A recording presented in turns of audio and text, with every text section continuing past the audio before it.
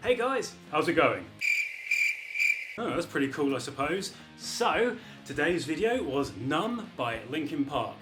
I've been meaning to do this song for quite a long time now, and I'm glad that I finally got it done. There's quite a few more Linkin Park songs I would like to cover in due course. But yeah, for now, I'm quite happy with what I've done so far. So this song is from the album Meteora, which came out in 2003, I believe, back in the day. It's actually the year I left school, so that's kind of cool, I suppose. And I remember I wasn't really that into Linkin Park at the time. I was kind of evolving and sort of listening to like classic dad rock, I guess you could call it. But yeah, I remember seeing like, the songs from this album, the singles at least, on like Kerrang and MTV2 and stuff like that. And I always thought they were really good, but I just never went out and actually purchased the album myself, which is a shame because I definitely missed out, at a younger kind of age, I suppose. So, for this video, I decided to borrow a good friend of mine's Ibanez RG 370AHMZ. Not the most catchiest of model names, I suppose, but Ibanez kind of have a thing where they just kind of like use extreme logic and they don't really sort of like name things, like the Fender Stratocaster or Telecaster or, Gibson Les Paul or something like that. It is literally just like a model number, I suppose, just, within their catalogue.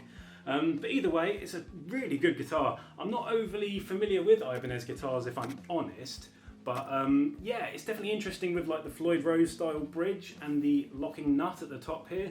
It's definitely good for tuning stability and that kind of thing, but I'm quite simple in many respects. I just like sort of like a hard-tailed Fender Stratocaster and I'm pretty good to go, to be honest. Although my Fender Stratocasters are not actual hardtails, they do have like, the tremolo system, but I tend to just wind it all the way back and just like, remove the whammy bar just so it's basically a hardtail, if that makes sense.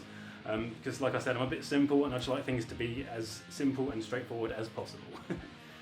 But yes, I can't really fault this guitar. I think it sounds incredible and it is really comfortable to play. It's got a great feeling neck on it, which is like, a must-have for me particularly because I love like, having like a really comfortable neck. I don't think it's what Ibanez would call a wizard neck, but yeah, it's pretty thin, but it's very comfortable in the hand, if that makes sense. So yeah, awesome guitar. I've never sort of like had the inclination to buy an Ibanez myself, but they are super cool guitars. I think Brad Delson from Linkin Park tended to use what were they? PRS guitars mostly, I think, like Paul Reed Smith, probably McCarthy, like the sort of like top tier ones. I think he had a couple with like a Linkin Park sort of like insignia sort of on the body. I do think he's used a couple of Fender Stratocasters, probably custom shop, let's be honest. Stratocasters as well, so yeah, I think he's a big PRS fan anyway, and I think a lot of bands from that time period did use PRS, Nickelback and Incubus, and yeah, there was a lot of other bands at the time as well. I think even, I can't remember his name, the dude from Sum 41, I think he was playing a PRS at one point as well. So yeah, they were very popular back in the early 2000s. But yeah, not really much more for me to say, I'm afraid.